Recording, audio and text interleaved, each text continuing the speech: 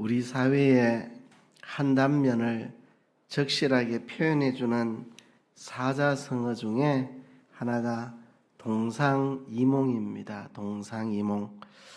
같은 침상에 잠을 자지만 서로 다른 꿈을 꾼다는 말이죠.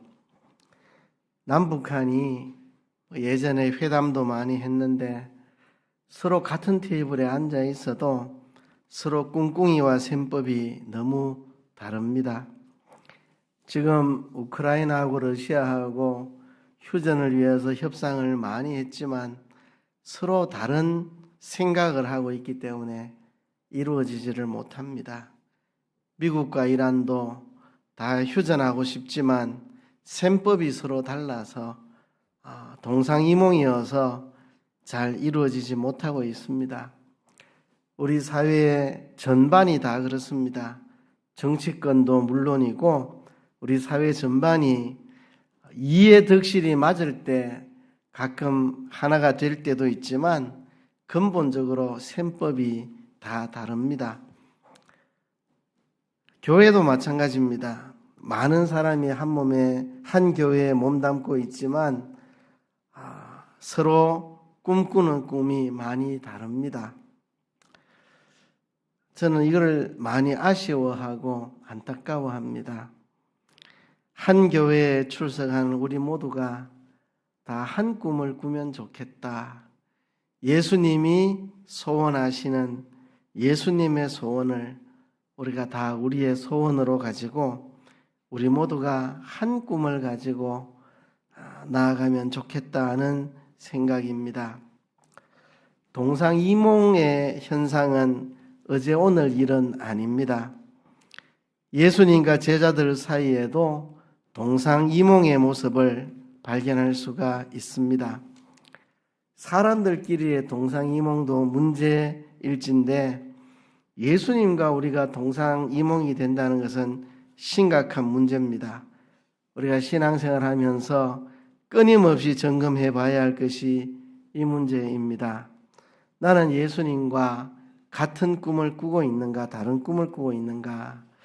예수님의 목표가 내 목표가 되고 예수님의 소원이 내 소원이 되고 예수님의 삶이 내 삶이 되고 예수님 가신 그 길이 내 길이 되어 있는가?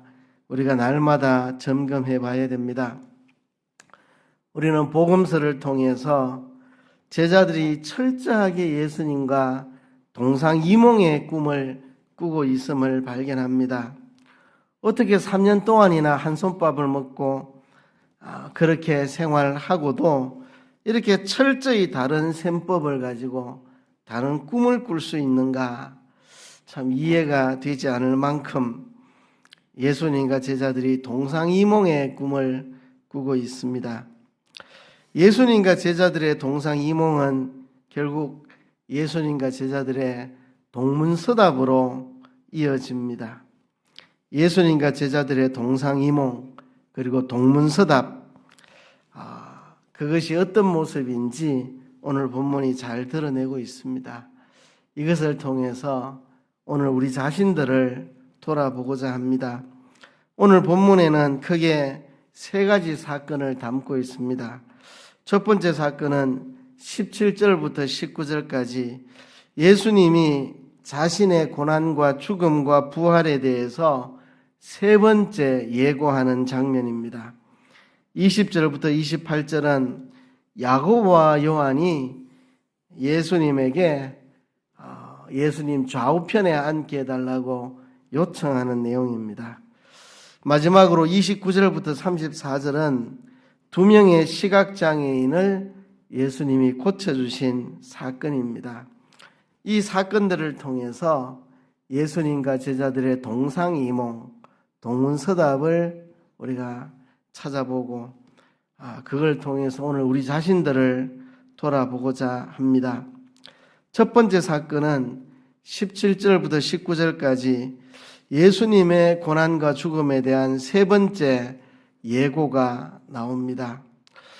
예수님은 자신의 순환과 죽음에 대해서 일찍부터 이야기를 하셨습니다. 첫 번째 예고, 두 번째 예고, 이번에는 세 번째 예고입니다. 이제 예수님은 제자들과 함께 여행의 막바지에 와 있습니다. 이제 예루살렘을 향해 가고 계시는데 거의 예루살렘에 가까이 다가온 상황입니다. 하나님의 백성 이스라엘의 종교 중심지인 예루살렘이 메시아의 환영 장소가 아니라 메시아의 죽음의 장소가 될 것이라고 예수님은 말씀을 하고 계신 겁니다. 이 역설적인 선언이 세 번째 반복되고 있습니다. 예수님이 세 번이나 이 역설적인 선언을 하신 것은 제자들에게 확실하게 충격을 주어서 제자들의 눈을 열어 깨닫게 하시려고 하신 겁니다. 이미 예루살렘에 가까이 왔기 때문에 예수님은 1차 예고, 2차 예고 때보다도 좀 더 자세하게 이야기를 하십니다. 우선 1차, 2차 예고 때보다 자세해진 내용들이 어떤 거냐 하면 사형 집행 절차가 세부적으로 기록되어 있습니다. 대제사장과 서기관들이 이 일을 할 것이라는 거, 그리고 이들에게는 사형 권한이 없기 때문에 그 당시에 사형 권한을 가진 로마 권력자, 곧 이방인들의 손에 넘겨진다는 것을 이야기했고, 그리고 체포당하고 신문받고 사형 집행하는 이 과정들이 인상적으로 기록되어 있습니다. 이방인들이 예수님을 넘겨받아서 예수님에게 행할 세 가지 조치들이 오늘 본문에 분명하게 기록되어 있습니다. 예수님을 조롱하고 채찍질하고 십자가에 못 박을 것이라고 오늘 본문에 분명하게 기록되어 있습니다. 예수님이 조롱받으실 것, 채찍질 당하실 것, 죽으실 것은 이사야서와 시편에 다 예언되었던 내용입니다. 꼭 그대로 예언된 대로 예수님은 조롱당하고 채찍질 당하고 죽음 당할 것이라는 것을 이 3차 예고를 통해서 예수님께서 분명하게 말씀을 하셨습니다. 십자가에 못 박혀 죽음 당하실 것에 대한 확고한 자세한 최초의 언급이라고 할 수 있습니다. 이전에도 예수님이 죽으신다는 이야기를 했는데 어떻게 죽으실지 자세하게 그렇게 말씀하시지는 않았습니다. 그러나 이번에는 예수님께서 자세하게 말씀했습니다. 대제사장 서기관들의 손에 의해서 이방인에게 넘겨지고 이방인이 예수님을 조롱하고 채찍질하고 십자가에 못 박을 것이다 하는 내용입니다. 무척 당황스러운 이야기이긴 하지만 처참한 죽음으로 끝나는 것은 아닙니다. 이 3차 예고 끝에 보면 예수님이 3일 만에 부활하실 것을 말씀하고 있기 때문입니다. 예수님의 죽음은 맹목적인 자기 희생의 죽음이 아니라 많은 이들을 구원하시려는 하나님의 뜻을 이루시는 적극적인 순종의 죽음입니다. 그리고 그 결과는 부활로 이어집니다. 예수님과 함께 십자가의 길을 걸어갈 모든 제자들에게 주어질 생명을 이 부활로 이야기한 것입니다. 제자들에게 주어질 생명의 근원이 될 부활 사건까지 예수님이 말씀을 했습니다. 그런데 제자들은 여전히 예수님의 이 죽음에 대한 예고를 이해하지 못하는, 깨닫지 못하는 그런 상황이었습니다. 예수님은 세 번째 예수님이 당하실 순환과 죽음을 예고하셨지만 제자들은 영 알아듣지를 못하고 있습니다. 이어서 나오는 두 번째 사건이 20절부터 28절까지의 내용입니다. 예수님의 12제자 중에 야고보와 요한이 있었는데 이 야고보와 요한의 어머니가 예수님에게 나와서 청탁을 합니다. 이제 예루살렘도 가까웠고 예수님이 하나님 나라를 이루시면 그곳에서 예수님이 왕이실 테고 우리 아들 야고보와 요한을 예수님의 오른편과 왼편에 앉게 해달라고 그렇게 청탁을 합니다.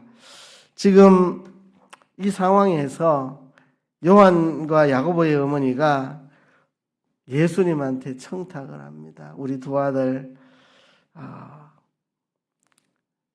높은 위치에 세워달라고.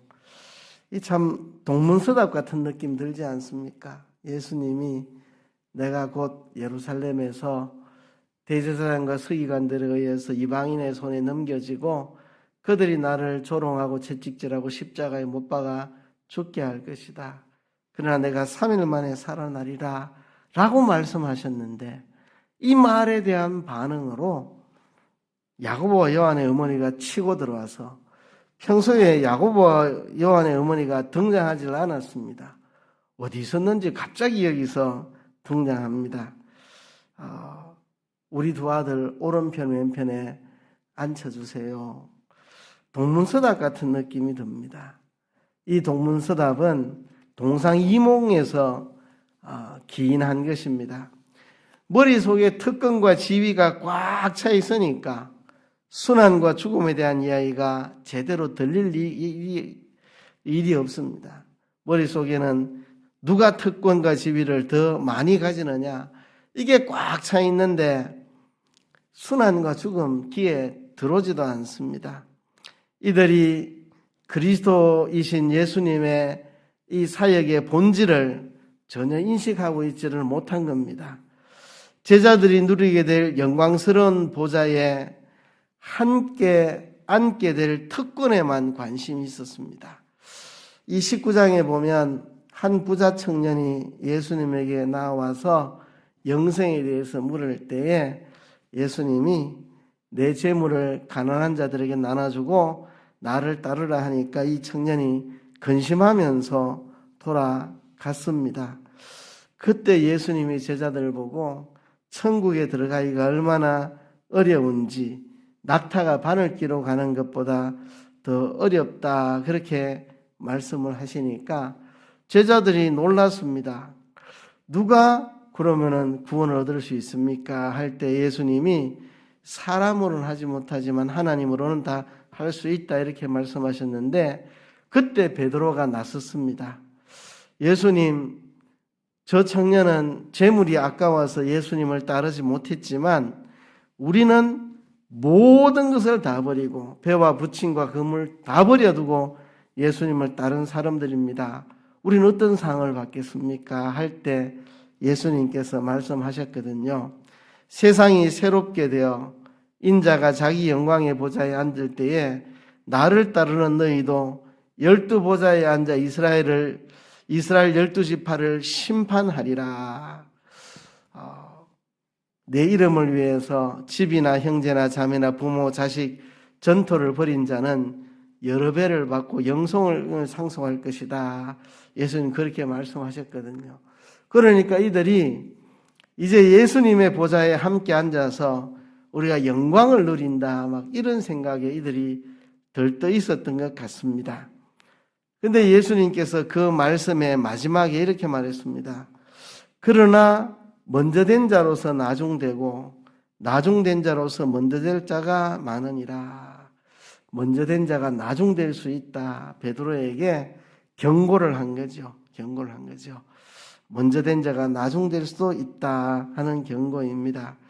그러자 아마 이 제자들이 치고 나온 것 같습니다.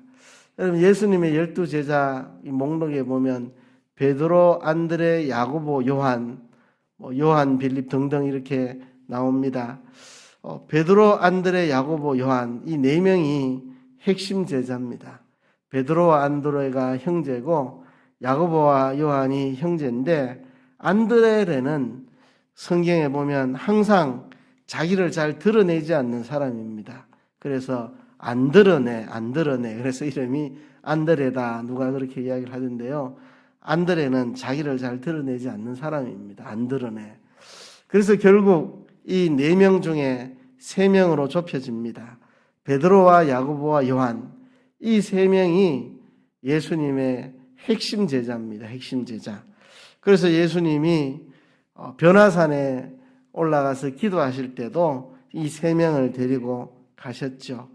이 3명이 핵심 멤버로 어떤 역할을 한 사람인데, 그 중에서도 최고 어떤 역할을 했던 사람이 베드로입니다.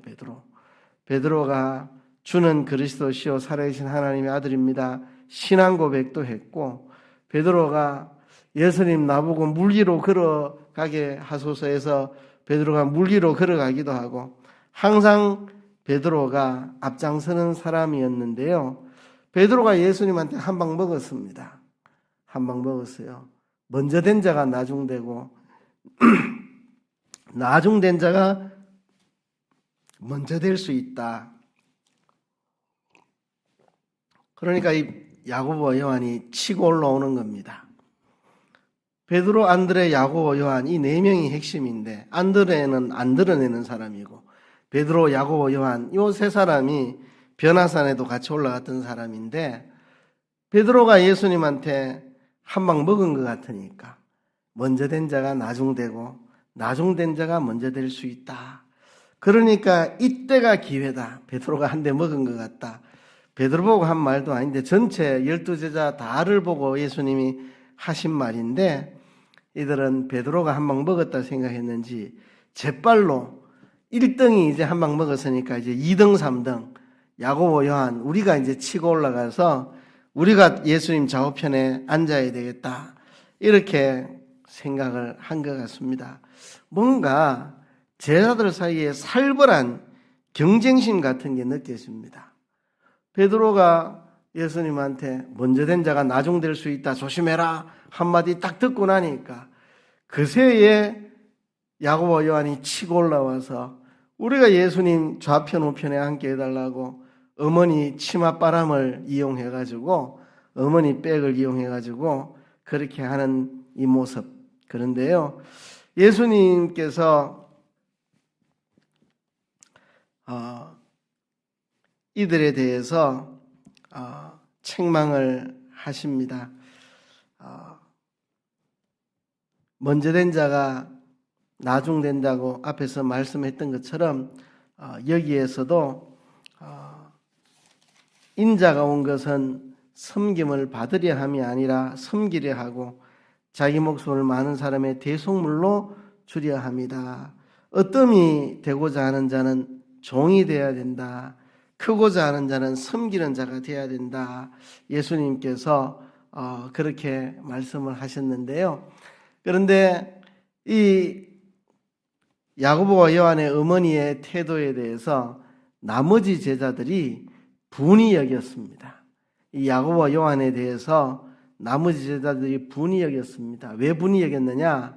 높아지려고 하는 그 태도를 보고 분을 낸 게 아니고, 우리가 높은 자리에 서야 되는데 너희끼리 높은 자리에 서나, 이런 경쟁심 때문에 이들이 지금 분을 내는 겁니다. 분을 내는 거예요. 야고보와 요한의 탐욕을 보고 분을 낸 게 아니고, 우리도 높은 자리에 가야 되지 니만 높은 자리에 갈라 하나, 이런 마음으로 아마 분을 낸 것 같습니다. 이런 모습을 볼 때 제자들 사이에 정말 경쟁심이 있었던 것 같은 살벌한 경쟁심, 지위와 권세에 대한 집착을 느낄 수가 있습니다. 베드로가 한 방 먹은 것 같을 때 대번 야고보와 요한이 치고 나와서 우리가 좌우편에, 예수님 좌우편에 앉게 해주세요 했더니 다른 제자들이 막 화를 내고 있습니다. 얼마나 살벌한 경쟁심을 가지고 있는가를 여기서 느낄 수 있습니다. 그들에게 예수님께서 말씀하셨죠. 내가 마시려 하는 잔을 너희가 마실 수 있겠느냐. 여기에 내가 마시는 잔은 예수님의 순환과 죽음을 뜻합니다. 너희도 나와 같이 순환을 겪어야 할 것이고 이러한 죽음을 너희도 각오하고 살아야 된다 말씀하는 거죠. 그래서 내 잔을 너희가 마실 수 있겠느냐 이렇게 말씀하셨는데, 제자들이 할 수 있다고 당당하게 그렇게 말합니다. 우리가 할 수 있다. 할 수 있다. 그죠?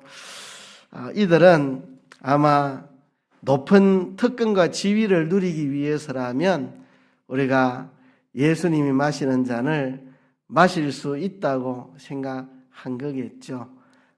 우리도 주님과 같이 순환과 죽음을 당할 것입니다라는 고백이라기보다는 예수님의 오른편 왼편에 앉기 위해서는 뭐 어떤 어려움도 감수할 수 있다 뭐 이런 말이겠죠. 선거철 되면 정치인들 막 길에 나와서 평소에 안 하던 짓을 합니다. 막 90도 인사를 하고 막 손 잡고 막 웃고 미소 짓고 평소 안 하던 일을 권력을 얻기 위해서라면 뭐 얼마나 낮아지고 낮아져도 상관없는 나이 든 분이 춤을 추고 뭐 하면서 뭐 얼마나 선거 유세하는 거가 보면 자기를 낮추고 하는지 모릅니다. 아마 제자들도 그런 뜻으로 말한 것 같습니다. 나의 마시는 잔을 너희가 마실 수 있느냐 할 때 할 수 있습니다. 뭐 우리가 권력을 얻기 위해서라면 우리가 뭐 뭔 짓을 못 하겠습니까? 여기 사거리 나가서 90도로 인사도 할 수 있고 막 사람들 부둥켜 안고 손도 잡아줄 수 있고 하루 종일 서 있어도 괜찮습니다. 할 수 있습니다. 아마 제자들의 마음이 그런 마음이었던 것 같습니다. 그래서 예수님께서 좌우편에 앉는 것은 하나님 아버지께서 누구에게 주시든 주실 것이고 너희는 정신 차려가지고 크고자 하는 자는 섬겨야 되고 어뜸이 되고자 하는 자는 종이 되어야 되고 나처럼 섬김을 받으려 하는 게 아니라 섬기고 자신을 대속물로 주려고 하는 이런 마음 자세로 너희가 나를 따라와야 된다. 예수님이 그렇게 말씀을 해주셨습니다. 영광스러운 지위에 대한 이 야망이 야고보와 요한에게만 있었던 게 아니고 모든 제자들에게 공통적으로 있었습니다. 얼마나 살벌한지. 예루살렘에 가까이 오자 드디어 때가 왔다. 한 자리 차지할 때가 왔다. 이제 우리가 누가 높은 자리를 차지하는지 한번 경쟁해야 되겠다. 뭐 이런 생각 이들이 가졌습니다. 안타까운 일이죠. 그래서 예수님은 처음부터 다시 교육을 하는 겁니다. 너희들은 그렇게 하면 안 된다.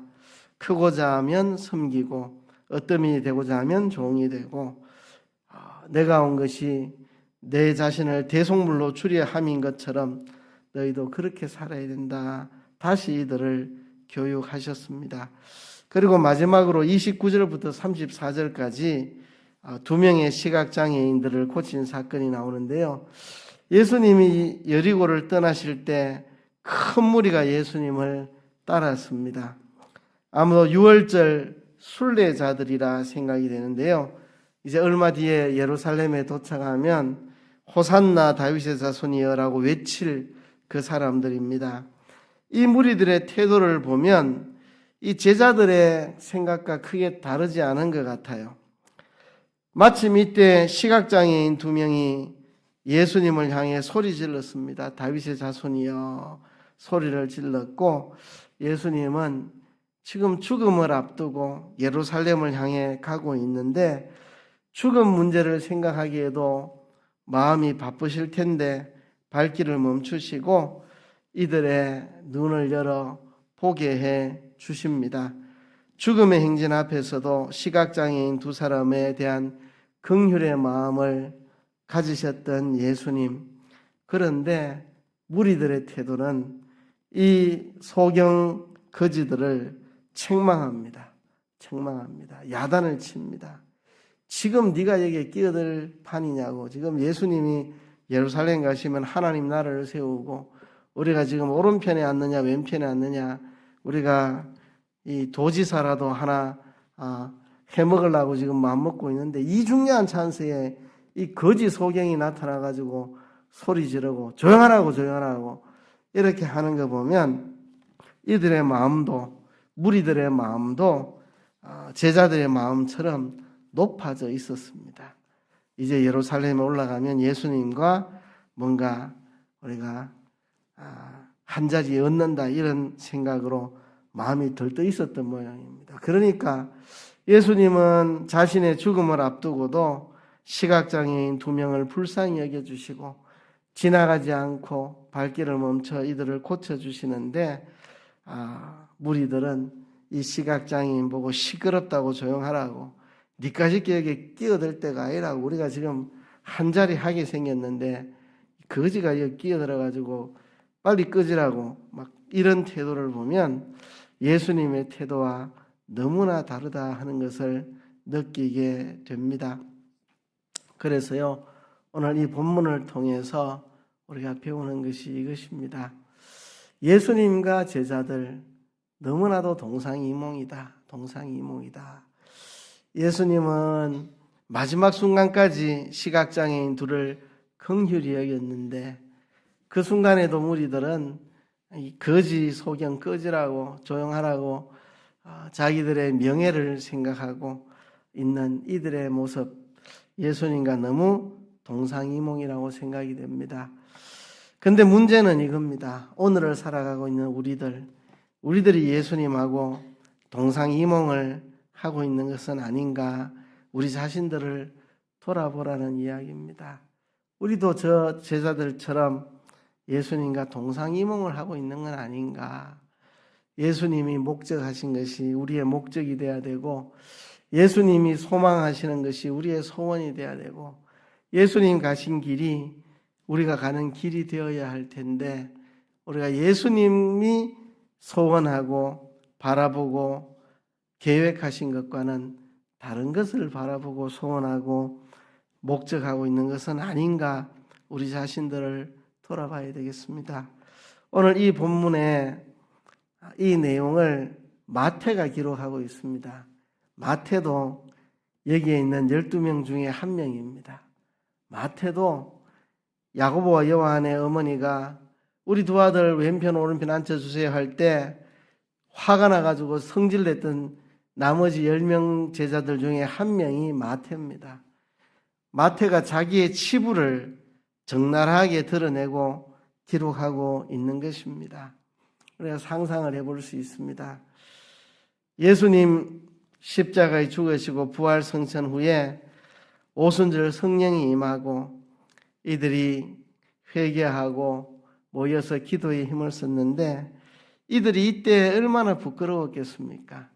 예수님이 십자가에 죽으신다고 3차 예고를 하시는데 제자들은 누가 높은 자리에 올라가냐를 가지고 다투고 있었으니 얼마나 이들이 부끄러웠겠습니까? 마태가 지금 20장을 기록하고 있을 때 정말 부끄러운 마음으로 눈물 흘리며 기록했지 않을까? 그리고 이들이 예루살렘에 모여 기도할 때 자기들의 이 잘못된 태도에 대해서 얼마나 원통하고 애통하며 울었을까, 그런 생각을 합니다. 마태는 자기들의 치부를 그대로 여기에 드러내서 기록하면서 이제 다시는 이런 우를 범하지 않겠다, 예수님과 동상이몽으로 살지 않겠다, 아마 결심하며 마태복음 20장을 기록하지 않았을까. 그래서 제자들의 이후의 삶은 완전히 달라졌습니다. 예수님과 한 꿈을 꾸며 남은 생애를 살았습니다. 제자들 다 순교했습니다. 요한만 순교하지 않고 끝까지 남아서 요한계시록을 기록하고, 근데 순교는 안 했지만 순교한 거나 다를 바 없는 고난을 밤모섬에 유배하면서 그 고난을 다 당했습니다. 이 제자들이 이렇게 예수님 가신 순환과 십자가의 길을 그대로 뒤쫓는 사람이 됐습니다. 결국 예수님 죽으시고 부활하신 후에, 승천하신 후에 이들이 성령의 충만함을 받고 이제 예수님과 한 꿈을 꾸는 삶을 살게 됐습니다. 오늘 우리들도 이 본문을 통해서 예수님과 한 꿈을 꾸는 우리들이 되었으면 좋겠습니다. 우리들도 제자들이 회개하고 돌이켜 예수님과 한 꿈을 꾸는 사람이 되었던 것처럼 우리들도 예수님과 한 꿈을 꾸는 사람이 되었으면 좋겠습니다. 우리 사회의 이 동상이몽 현상, 한 자리에 앉아 있어도 다 다른 셈법을 가지고 마주하고 있는 이 세상에서 다른 거는 몰라도 교회 안에서 예수님과 우리 사이에만은 한 꿈을 꿨으면 좋겠습니다. 한 곳을 바라보고 한 목적을 가지고 한 소망을 가지고 한 곳을 바라보며 한 목적으로 살아가는 우리 모두가 됐으면 좋겠습니다. 우리끼리만의 한 꿈이 아니고 예수님을 모시고 예수님과 한 꿈을 꾸며 살아가는, 저는 그러면 행복할 것 같아요. 제가 목회하면서 다른 것보다 이게 이루어지면 행복할 것 같아요. 우리 교회가 헌금이 많이 들어서 돈이 많아져서 마음껏 사업하고 사례도 많이 받고 이런다고 행복해질 것 같지 않아요, 제 목회가. 우리 교회가 숫자가 많아져서 큰 교회가 되고 그렇다고 제 마음이 행복해질 것 같지 않아요. 근데 이렇게 되면 저는 목회가 행복할 것 같아요. 우리 모두가 다 예수님과 같은 곳을 바라보고 같은 꿈을 꾸고 같은 소망을 가지고 같은 계획, 같은 목적을 가지고 한 방향으로 나아가는 교회가 된다면 저는 목회가 너무 재미있고 즐겁고 정말 행복한 목회가 되지 않을까 그래 생각합니다. 그래서 오늘 그런 꿈을 꾸며 설교를 합니다. 우리 모두가 예수님과 한 꿈을 꾸는 교회가 됐으면 좋겠다는 소망 가지고 이 설교를 합니다. 이 시간 우리 하나님 앞에 한번 기도합시다. 하나님, 예수님의 제자들이 예수님과 동상이몽으로 살았던 것을 회개하고 마지막에는 예수님과 한 꿈을 꾸며 남은 생애를 살았습니다. 우리들도 이제 예수님과 한 꿈을 꾸며 살아가는 교회가 되게 도와 주시옵소서. 다 같이 통성으로 기도하겠습니다.